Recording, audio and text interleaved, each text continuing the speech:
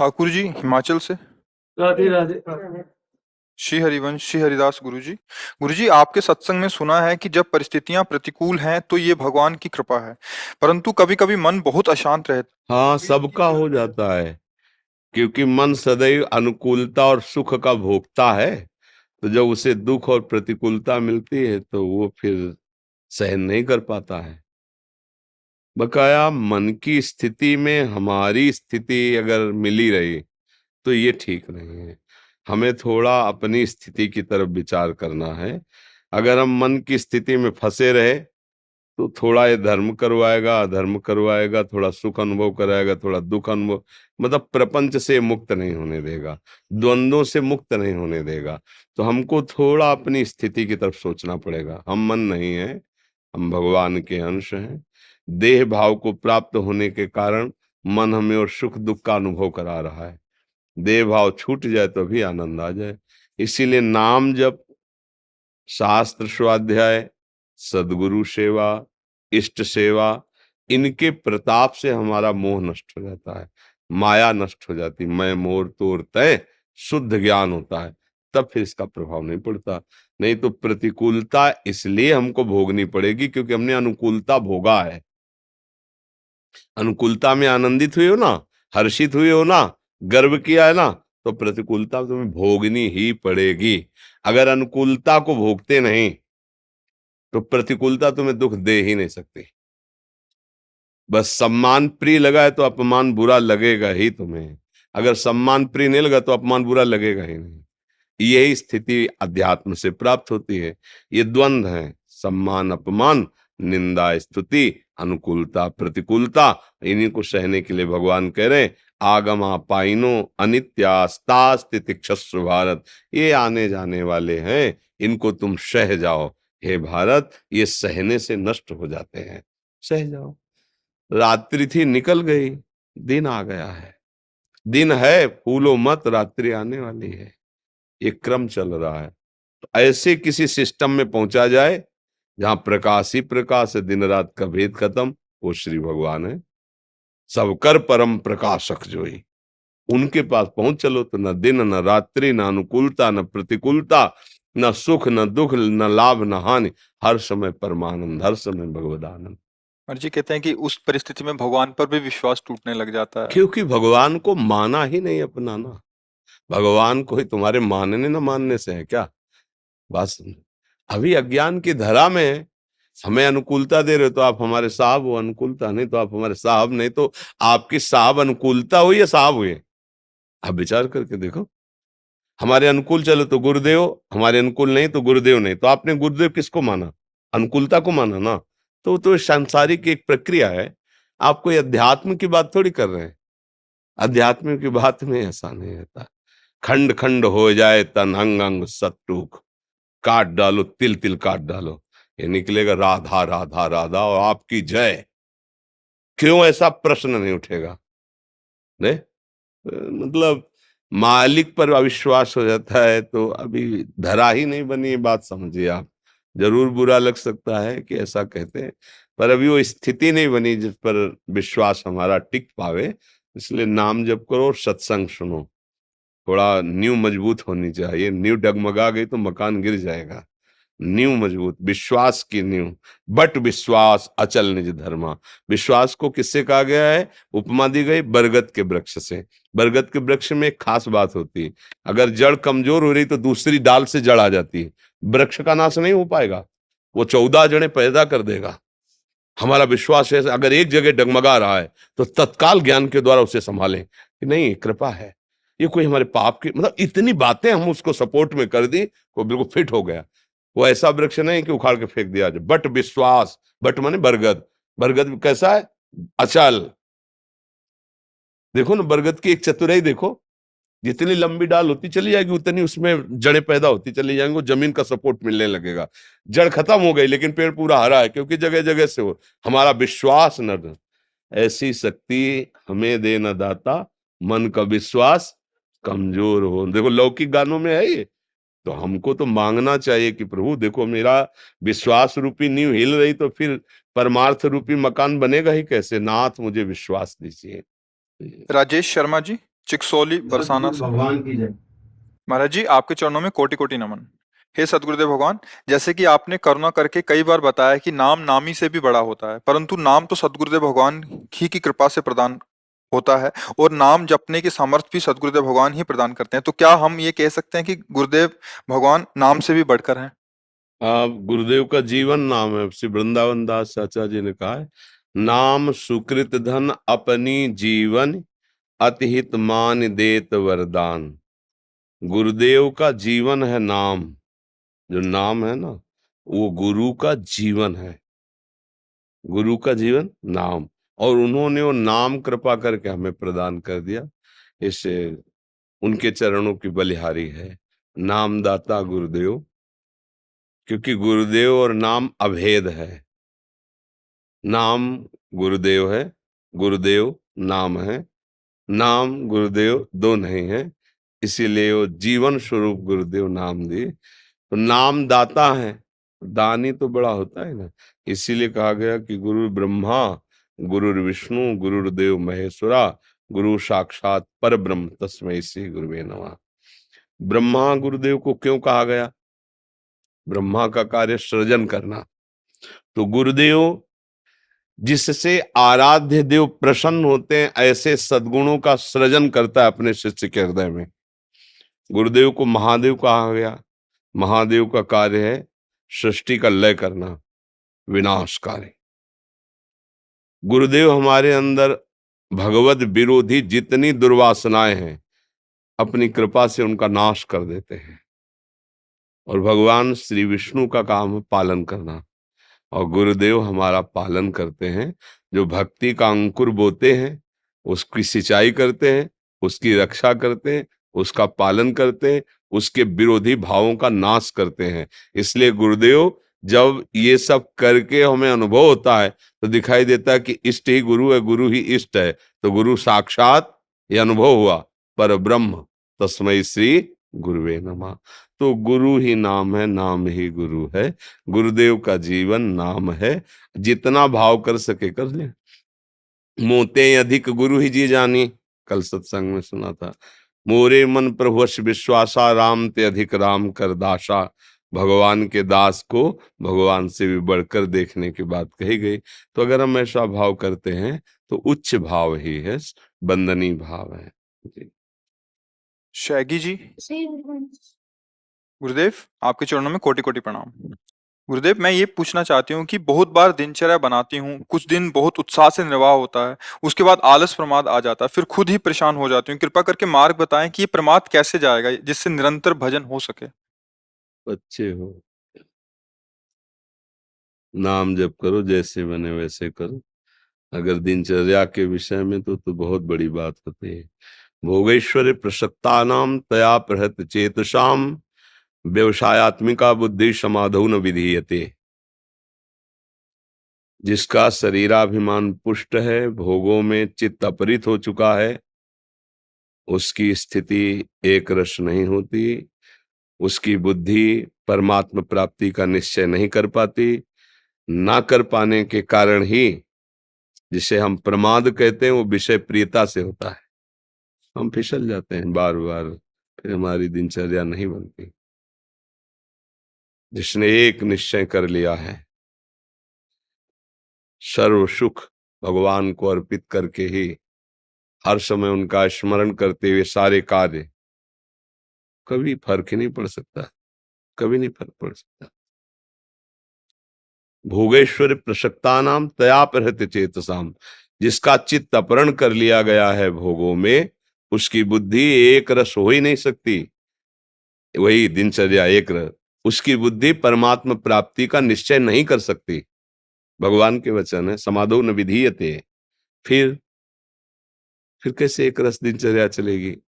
तो अभ्यास योग युक्त चेतसा नान्यगामिना, आप ऐसा अभ्यास करें, धीरे धीरे जो असत चेष्टाएं हैं उनको छोड़ें, नाम जप करें, सत्य शास्त्रों का स्वाध्याय करें, आज्ञा अनुसार जीवन व्यतीत करें, शास्त्र महापुरुषों की, अभी दिनचर्या हो जाएगी।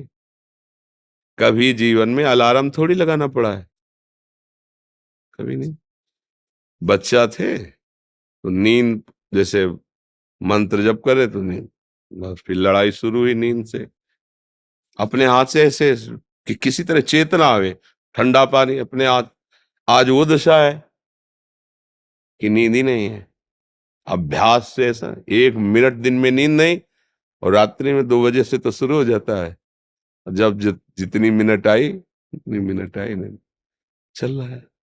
अभ्यास किया जाए तो हर कार्य सुलभ है, अभ्यास न किया जाए तो दुर्लभ हो जाता है। भागवतिक दिनचर्या इसीलिए नहीं टिकती, जिसे आप प्रमाद कहते हैं उसे हम विषय प्रियता कहते हैं। विषय प्रियता के कारण हमारी बुद्धि मलिन हो गई है, और मलिन बुद्धि में एक निश्चय बहुत काल तक नहीं टिकता, तो फिर परमार्थ का कैसे पथिक बन सकता है। इसलिए नाम जप करो। जो शास्त्र विरुद्ध चिंतन है, शास्त्र विरुद्ध देखना सुनना खाना पीना है, शास्त्र विरुद्ध आचरण है, उनका त्याग करो, तभी भागवतिक दिनचर्या बनेगी। अन्यथा सुनते रहो सुनाते रहो, हृदय में अनुभव नहीं होगा। ये अध्यात्म है, ये भगवत मार्ग है। ऐसा हो सकता है कि हम सुना सकते हैं, ऐसा हो सकता है कि हम सुन सकते हैं, पर अनुभव नहीं कर सकते। अनुभव तभी करोगे जब सिद्धांत के अनुसार चलोगे। नरेंद्र यादव जी, गुरुग्राम से।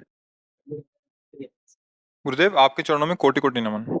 महाराज जी, आपके सत्संग के माध्यम से संतों की सेवा का भाव बढ़ रहा है।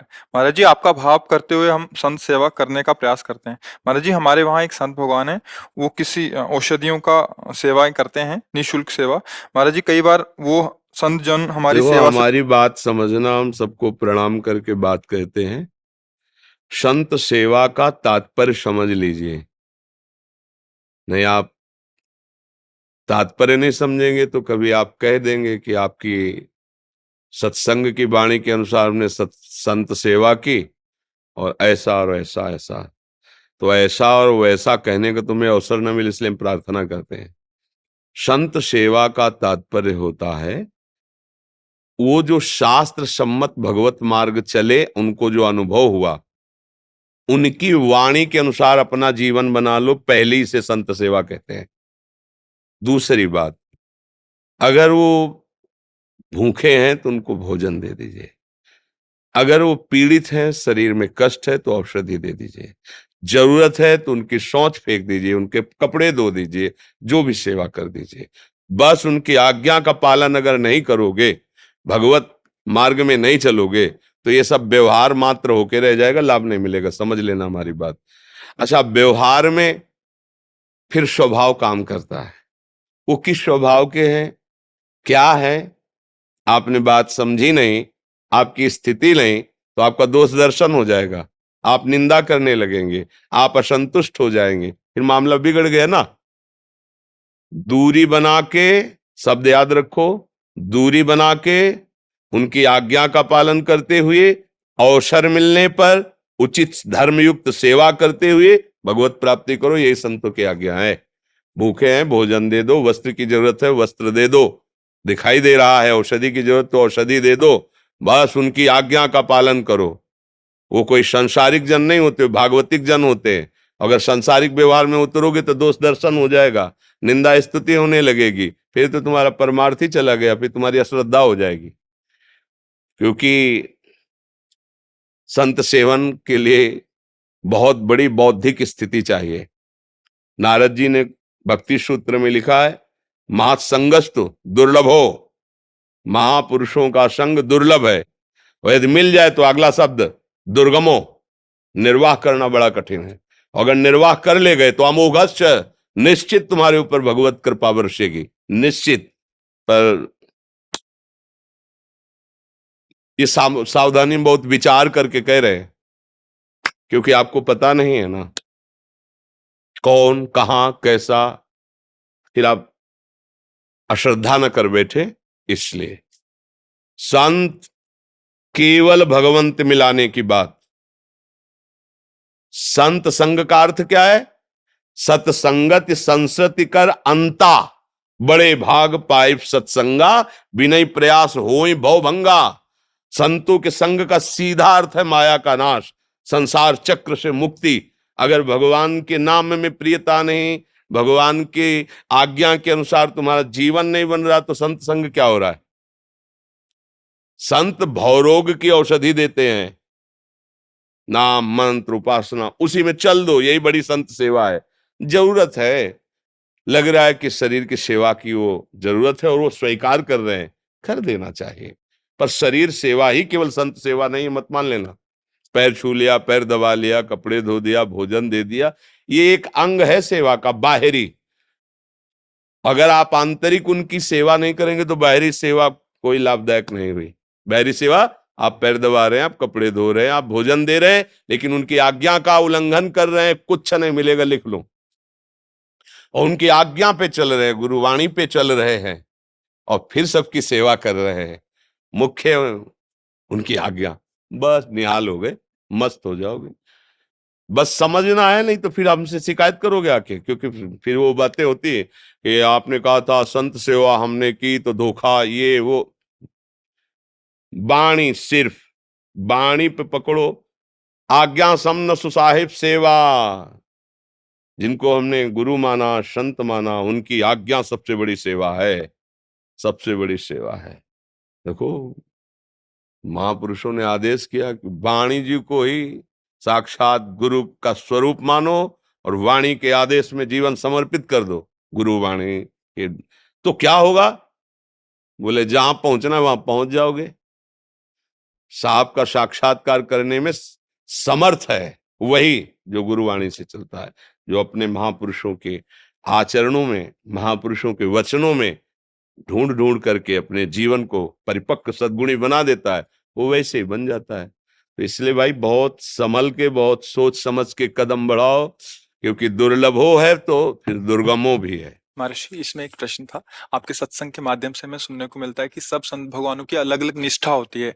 तो जो कोई अगर वो आज्ञा ऐसे कर देते हैं जो हमारे गुरुदेव ने हमें कुछ अलग आज्ञा किया है, तो उस कंडीशन में हमें क्या करना चाहिए? देखो, आज्ञा पालन तो सिर्फ गुरु वाणी का होता है, सेवा हम किसी की भी कर सकते हैं।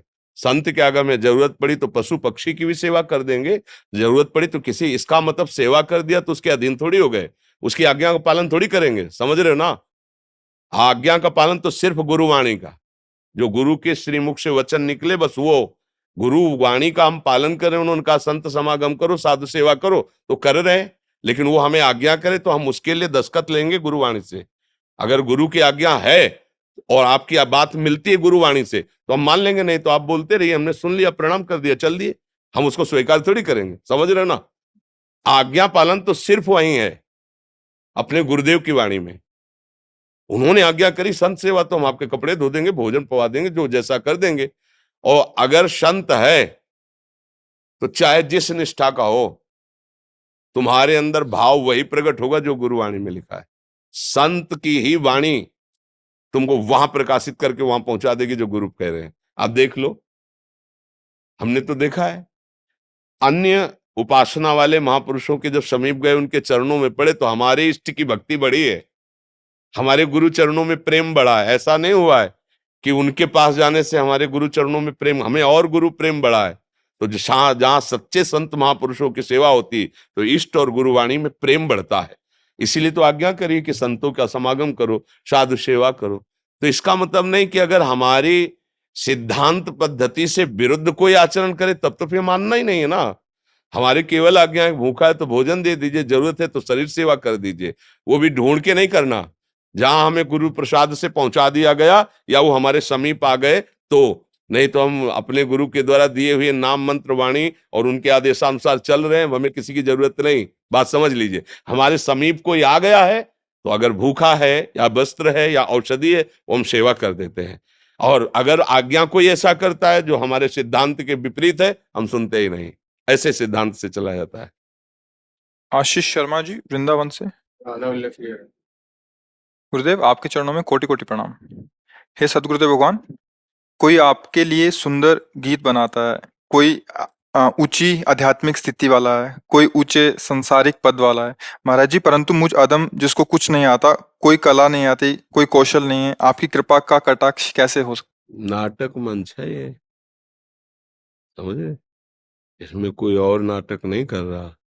जगन नाटक वही भवा, वही स्वामी विविध रूपों में दुलार कर रहा है, और उसी स्वामी के नाटक मंच में आप एक को रोल मिला है। पत्नी, बच्चे, माता पिता, परिवार, आपका नहीं है, आपके स्वामी के नाटक मंच पर वो आपका रोल है, आप उसे निर्वाह कर रहे हैं ना, तो स्वामी को प्रसन्नता होगी ना। आपको जो उस नाटक मंच का स्वामी है, जिसे डायरेक्टर कहते हैं, वो प्रसन्न होगा ना। तो वो जो इनाम एक राजा का रोल कर रहा है, एक गायक का रोल कर रहा है, एक तपस्वी का रोल कर रहा है और एक गृहस्थी का रोल कर रहा है, तो जब पेमेंट बांटेगा तो चारों को बराबर देगा ना, क्योंकि समय बराबर, सेवा बराबर। वो एक तपस्वी का रोल बिल्कुल ठीक निभा रहा है और एक गृहस्थी का रोल ठीक निभा रहा है, तो उसके नाटक मंच पर हमें जो स्वांग मिला है, हमको वो करना है। समझ रहे ना, केवल स्वांग है, न यहाँ कोई तपस्वी है, न यहाँ कोई गृहस्थ है, न यहाँ कोई और कोई है। वही मत्तः परतरम नान्यत किंचिदस्ति धनंजय, मेरे सिवा कोई और नहीं है। ये समझ नहीं पा रहे, इसलिए भ्रमित हो रहे हैं। नाटक मंच है, किसी को कवि का नाटक मिला है तो अपनी कविता से वो मंच में प्रस्तुत हो रहा है, किसी को चोर का नाटक मिला है, वो चोर का स्वांग रखकर प्रस्तुत हो रहा है, किसी को पुलिस का नाटक मिला है, वो पुलिस बनकर के स्वांग कर रहा है। उसके खेल केवल एक के द्वारा हो रहा है, एको ब्रह्मो द्वितीयो नास्ति। फिर संशय क्या? हमें जो स्वांग मिला है हम वही कर रहे हैं, और स्वांग का फल है मालिक हमें इनाम देगा, अपने चरणों का प्रेम देगा। बस निष्ठा में रहो। अगर आपका कुछ है तो निष्ठा आपकी फिर कमजोर है, और जब आप स्वांग पे हो मालिक के, तो आप एक बार भाई जी से हनुमान प्रसाद पोद्दार जी के पास, बड़े बड़े सब भगत जन, तो खूब चर्चा रोज होती, पर राधे श्याम बंका जी सेवा में, संपादन सेवा भाई जी की थी, तो वो उनको समय नहीं मिलता, कई कई दिन हो जाते। तो कुछ लोगों ने कहा कि आप भाई जी के बड़े प्रियजन हो और आप दर्शन लाभ नहीं ले रहे। पहले तो कुछ नहीं बोले, फिर और जब कहा तो उन्होंने कहा, देखो भाई जी की आज्ञा पर चलना हम भाई जी के दर्शन लाभ का ही फल समझते हैं। अगर संपादन में जरा भी त्रुटि हो गई तो भाई जी को असंतुष्टता होगी, भाई जी जिस भाव में मगन है उसमें विक्षेप पड़ जाएगा, क्योंकि ये बहुत बड़ी सेवा है। इसलिए मैं रात दिन केवल भाई जी की आज्ञा पर रहता हूं। समझ रहे हैं हमारी बात? बड़े बड़े महापुरुष आज्ञा का पालन करते हुए जो सेवा मिली है, उसमें आप हो, महीना दो महीना जब भाव बना, आके देख लिया कि हाजिरी लगा दी, हो गया। इसमें ये थोड़ी कि इस सभा में गुणवानों का केवल ऐसा नहीं है, जिसका जो रोल मिला है वो हमारे प्रभु के ही नाटक मंच पर है। और रोल का ठीक से अच्छा, आप देखो, जब आप कोई नाटक देखते हैं और उसमें जिसको दुष्ट आचरण करने का रोल दिया गया है, तो आप क्या उससे प्रभावित नहीं होते? क्या यार, मतलब क्या विलियन कहते, विलियन विलियन, हाँ जो भी, क्या यार मतलब रोल किया, नहीं लगता क्या? आप प्रशंसा करते हैं ना, लेकिन आप जानते हैं कि रोल है, वो असली में ऐसा गंदा आदमी नहीं है। समझ रहे ना? यही बात ज्ञान जिसको हो जाता है वो ये जान जाता है कि केवल रोल है रजोगुण तमोगुण सतोगुण का, असली में खेल ये सच्चा नहीं है। क्योंकि खेल खेलने वाला सच्चा है, वो सच्चिदानंद में परमात्मा, और दूसरा कोई है नहीं। बस ये समझ गया वो जीवन मुक्त हो गया। अच्छा, जान करके भी झूठे रोल में आप देखो प्रभावित होते कि नहीं? रोने वाला आया तो आंसू आ जाते हैं, गुस्सा वाला आया तो गुस्सा आ जाती है, और वहीं पक्षपात हो जाता है। ये हमारा पक्ष है, वो विपरीत है, ये मारे उसको। और जब अपने पक्ष वाले को मारता है तो लगता है कि अब वहां पक्ष और विपक्ष कुछ नहीं है, दोनों एक साथ बैठ के चाय पीते हैं और फिर रोल करते हैं। समझ रहे हो ना? ऐसे ही अनंत ब्रह्मांडों में एक ब्रह्म का खेल चल रहा है। बस ये अगर हम ऐसी दृष्टि रखेंगे, तो जब आपको श्री जी ने स्वीकार किया वृंदावन के लिए, तो आप में कौन से गुण थे जिनसे स्वीकार किया? तो आप देखोगे कि कोई गुण नहीं, उन्होंने अपनी कृपा से स्वीकार किया। तो अब आपको गुणों का चिंतन क्यों हो रहा है? जिस कृपा से पहले स्वीकार किया, आज तो हम कुछ बोलने लगे हैं, राधा राधा बोलने लगे, धाम आ गए, हम कुछ जान गए हैं उनकी कृपा से। जब हम कुछ नहीं जानते थे तब तो कृपा की, तो अब कृपा करने में वो घाटा करेंगे क्या? हमको इस भाव से चलना चाहिए। समझ रहे ना? हाँ। सचिन माथुर जी, महाराज जी आपके चरणों में सादर नमन। महाराज जी, शास्त्रीय पद्धति से मंत्र उच्चारण कैसे किया जाता है? क्या सत्संग में बताए सभी मंत्रों का जप शास्त्रीय पद्धति से करना होता है? मंत्र वही जो गुरु देता है, ध्यान रखना। पढ़ के और जपना वो एक अलग चीज होती है। लेकिन जो गुरु परंपरा से सिद्ध होता चला रहा है, वो जब कान में मंत्र जाता है तो गुरु खुद पद्धति बताते हैं, ऐसे जपना। शास्त्रीय पद्धति से ऐसे लेके सिद्ध करना बहुत कठिन बात है। जो गुरु आचार्य परंपरा से मंत्र आता है वो सिद्ध मंत्र आता है, अमुक अमुक अमुक अमुक अमुक अमुक, वो सब सिद्धों के द्वारा है ना। उसका साक्षात्कार किए हुए महापुरुषों से जब मिलता है, फिर हमको तो थोड़ा सा, जैसे चिंगारी है, थोड़ा पूछ रखो वो आग ज्वाला बन गई। अब चिंगारी पैदा करने के लिए अरण्य मंथन करना, तो ये जो मंत्र है सब सच्चिदानंदमय, पर गुरु प्रदत्त मंत्र। जब आप निष्ठा से भगवत मार्ग में चलोगे तो सबसे पहले भगवान की कृपा होगी कि गुरु मिल जाएंगे। देखो, ध्रुव जी ने, जब उनकी माता ने खींच के, जा, अगर तुझे इस सिंहासन पर माँ पिता की गोद में बैठना है तो तपस्या कर और वरदान मांग। सुरुचि के गर्भ का बालक में, तू सुनीति के गर्भ से पैदा हुआ है, ध्रुव जी से कहा, भी माता के गर्भ, ऐसा नहीं। वो गए, वो माता जी बोले, माता जी इनका ठीक है, क्योंकि मुझे महाराज अब दासी भाव से भी नहीं देख रहे हैं, यद्यप बड़ी महारानी वही है और सुरुचि नवीन, तो उन्होंने कहा महाराज जब ऐसा है तो उसका कहना भी ठीक है, बेटा यदि वास्तविक तुम पद प्राप्त करना चाहते हो तो भगवान की आराधना करो, ये सत्य वचन है, भगवान जो चाहोगे दे देंगे। चल पड़े 5 वर्ष के बालक, तो गुरु ना ढूंढना पड़ा, ना बुलाना पड़ा, ना चिंतन करना पड़ा। नगर से निकलते ही नारद जी मिल गए। कहाँ कहाँ ध्रुव, कहाँ जा रहे हो? बोले महाराज आपको पता होगा कि ऐसी ऐसी घटना घटी और अब मैं जाकर भगवान को रिझाऊंगा। तो उनका अभी चलते हैं, महाराज उत्तानपाद को आदेश करते हैं, अभी वो राज तिलक कर देंगे युवराज पद पे तुम्हारा, नहीं जाने की जरूरत। ध्रुव ने सोचा अभी कदम बढ़ाया तो युवराज पद मिलने की बात आ गई, अब तो रुकेंगे ही नहीं महाराज, अब तो निश्चित भजन कर ले जाएंगे। तो बोले वहां बहुत सिंह है, सर्प है, बिच्छू है, भय और प्रलोभन। उनका महाराज क्षत्रिय कुल में जन्म हुआ है, एक बार कदम बढ़ा दिया तो पीछे हटाएंगे नहीं, चाहे मृत्यु क्यों ना आ जाए। चेला पक्का, गुरुमंत्र उसी समय दे दिया, मांगना नहीं पड़ा, द्वादशाक्षर मंत्र गुरुमंत्र दिया और बोले जाओ। 6 महीने में भगवत साक्षात्कार कर लिया, क्योंकि सिद्ध मंत्र गुरु प्रदत्त है ना, बहुत जल्दी। तो मुझे लगता है गुरु का वर्ण करके उनके द्वारा दिए हुए मंत्र से फिर हमारा काम बहुत जल्दी बन जाए। मंत्र मूलम गुरु वाक्यम, गुरु के वचनों से निकला हुआ मंत्र। महर्षि, आपने सत्संग में कृष्णाय वासुदेवाय वाला मंत्र बताया था, उसको किस विधि से जपा जाए फिर? ये तो प्रार्थना पुकार है, उसका जप का मतलब थोड़ी है। पुकार कैसी विधि से किया जाता है? आर्त भाव से। 20,000 राजाओं को बलि देने के लिए बंद किए हुए जरासंध, और समय नजदीक आ रहा है, पशुओं की तरह बलि दे देगा 20,000 राजाओं को। अब उनको एक ही बात केवल पता है कि भगवान बचा सकते हैं। तो किसी एक आदमी को सबने प्रार्थना करके कहा, द्वारिका में जाके एक बार भगवान से मेरी प्रार्थना कर दो। और वो आर्त भाव से सब यही पुकार रहे हैं, कृष्णाय वासुदेवाय हरये परमात्मने प्रणत क्लेश नाशाय। इसमें प्रधानता हृदय के आर्त भाव की, हे नाथ, हे कृष्ण, हे करुणामय, आप अपने शरणागतों के दुख को निवारण। भगवान गए, फेंक दिया, चिरवाक फेंक दिया जरासंध को और सब राजाओं को मुक्त करवाया। ले, तो ये मंत्र जो है दुख निवृत्ति के लिए सिद्ध मंत्र है, पर थोड़ा जैसे शौच आदि से अपवित्र है, ऐसा मंत्र, ये वैदिक मंत्र ही तो है ना, तो थोड़ा पवित्र होके, पर इसमें प्रधानता आर्त भाव की है कि अब आपके सिवा कोई हमारा नहीं जो दुख निवारण कर सके, और अंदर से बड़ा चमत्कारिक है, ये भी बात समझ लो। कृष्णाय वासुदेवाय हरे परमात्मने प्रणत क्लेशनाशाय, ये सिद्ध मंत्र है, ये भागवत का। निरंतर भगवान का स्मरण करो तो दुख निवृत्ति के लिए याचना नहीं करनी पड़ेगी। बात समझो, अगर आपको नहीं रहा जा रहा तो फिर आपको ये अनुभूत मंत्र है, ये ऐसा नहीं है कि व्यर्थ चला जाएगा, नहीं। तो इसलिए आज कुछ भक्तों ने आपके श्रीमुख से नाम चाहा। हम तो वृंदावनवासी, राधा उपासी, राधा राधा रटते, राधा वल्लभ श्री हरिवंश रटते। आपको जो गुरुदेव ने नाम दिया है, खूब नाम जप करो।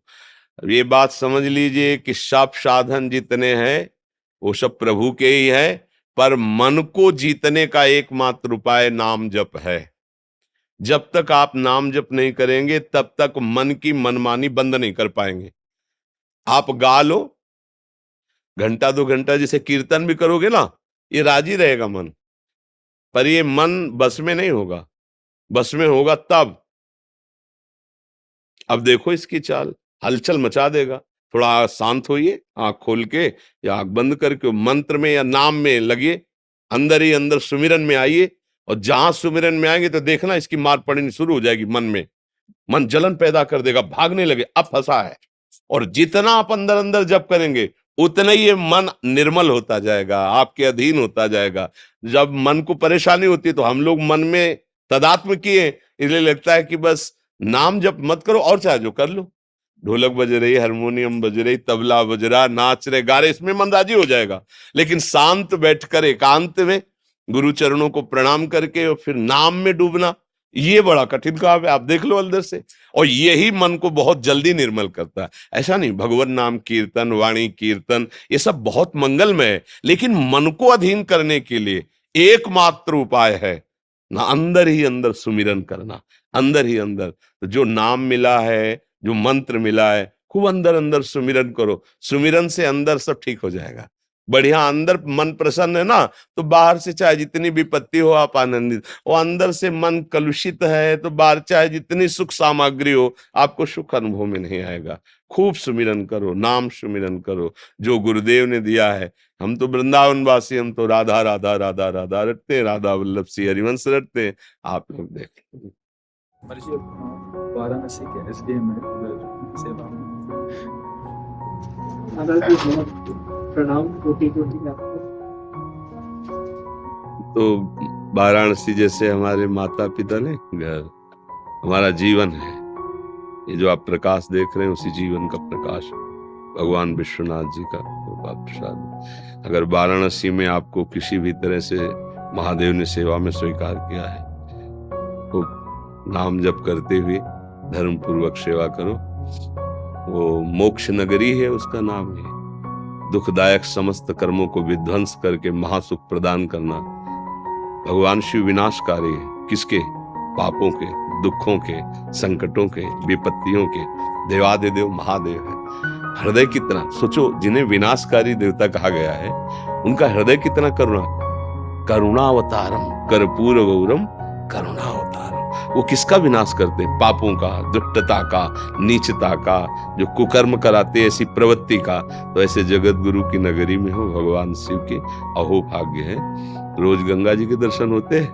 मैं वहाँ प्रोटोकॉल देखता हूँ। हाँ, उसका भीड़ भाड़ ये जो भी आता है। हाँ, कभी कभी तो विश्वनाथ जी के दर्शन भी जाते होंगे। रोज ले ठीक है, बहुत अहो भाग्य है।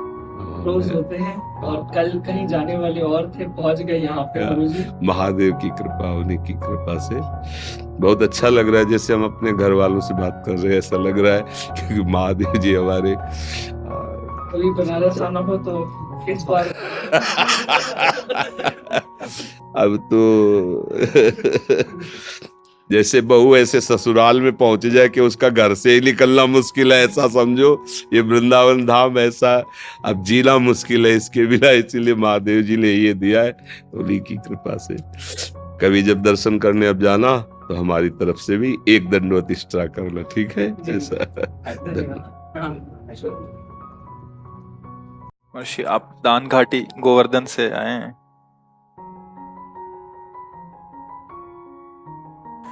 जय हो गिरिराज महाराज, जय। बड़ी कृपा, बड़ी कृपा, जी की प्रसादी हो। बहुत कृपा।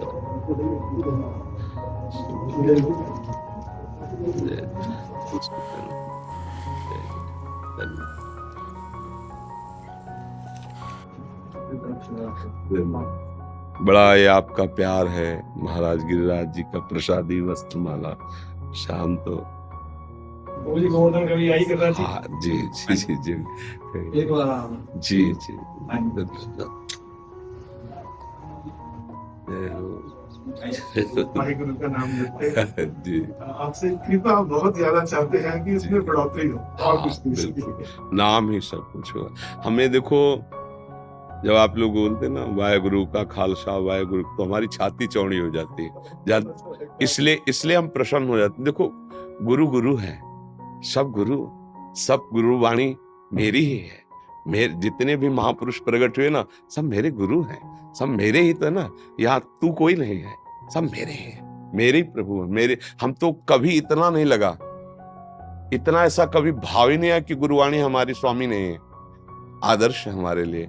जब गुरुवाणी का आदर होता है तो हृदय फूल जाता है कि ऐसा भाव, गुरु शब्दों को, गुरु के मुखारविंद से निकली हुई वाणी को हम आराध्य देव के समान, और जो वाहे गुरु का खालसा, वाहे गुरु की फतेह, अर्थात वाहे गुरु परमेश्वर, उसी का सारा वैभव है, उसको जो हृदय में धारण कर लिया, काम क्रोध लोभ मोह मद मत्सर से फतेह को प्राप्त हो गया, तो छाती फूलती। बात तो वही है, समझ ला। वही बात हम ऐसे बोलते हैं, गुरु कृपा से निहाल हो गए, वही बात बोलते हैं। बोले सुने सब बोले नाम सब निहाल हो गए। बहुत बढ़िया, हमें बहुत अच्छा लगा। आपके YouTube में सुनते हैं जी, जी। बहुत मजा आता है, इतना अच्छा लगता है। बहुत आपका परमात्मा की बहुत कृपा आपके ऊपर, सारी दुनिया को आप बड़े अच्छे बस आप सब नाम की शिक्षा दे रहे हैं। ये आप बहुत आप नाम जापक महापुरुषों की कृपा से। इसके लिए कृपा चाहिए और उसमें बढ़ोतरी हो। जी जी, धन्यवाद।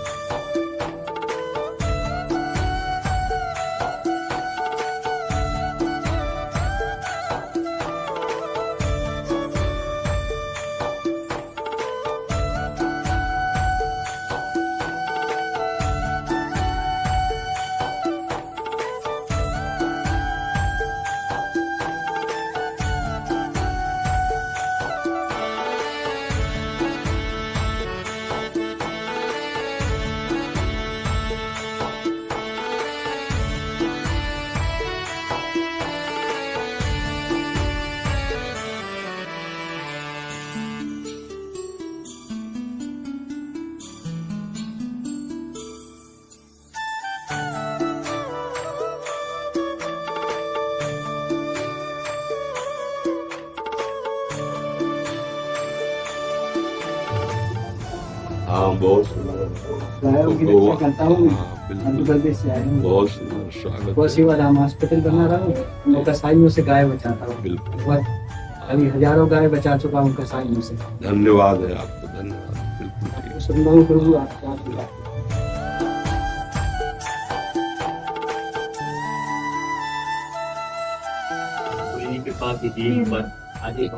आप पर तो कृपा तो है ना, आप स्वीकार करो। मनुष्य शरीर दिया, ऐसे पावन विचार दिए, कृपा है, आगे बढ़ते रहो कृपा का आश्रय लेकर। भगवान की कृपा से ही अगर थोड़ा भी सत्कार्य होता है तो भगवान की कृपा से होता है। और वो कृपालु की कृपा ऐसी है कि वो कृपा बढ़ती ही रहती है। जहाँ सु कृपा नहीं कृपा घाती, जिसकी कृपा कभी कृपा करने से तृप्त नहीं होती। भगवान की कृपा के द्वारा ही ये सब होता है। जैसे इन्होंने कहा हम गौ सेवा गौ रक्षा करते हैं, बहुत अच्छा लगा। जैसे आप सेवा में रत, बहुत अच्छा। मनुष्य जीवन का कार्य है ये, हम जितना किसी को सुख पहुंचा सके इसी से भगवान प्रसन्न होते हैं। दूसरों से सुख लूटना ये आसुरी स्वभाव है, और दूसरों को सुख देना यही भगवान की प्रसन्नता का हेतु है। हाँ बिल्कुल।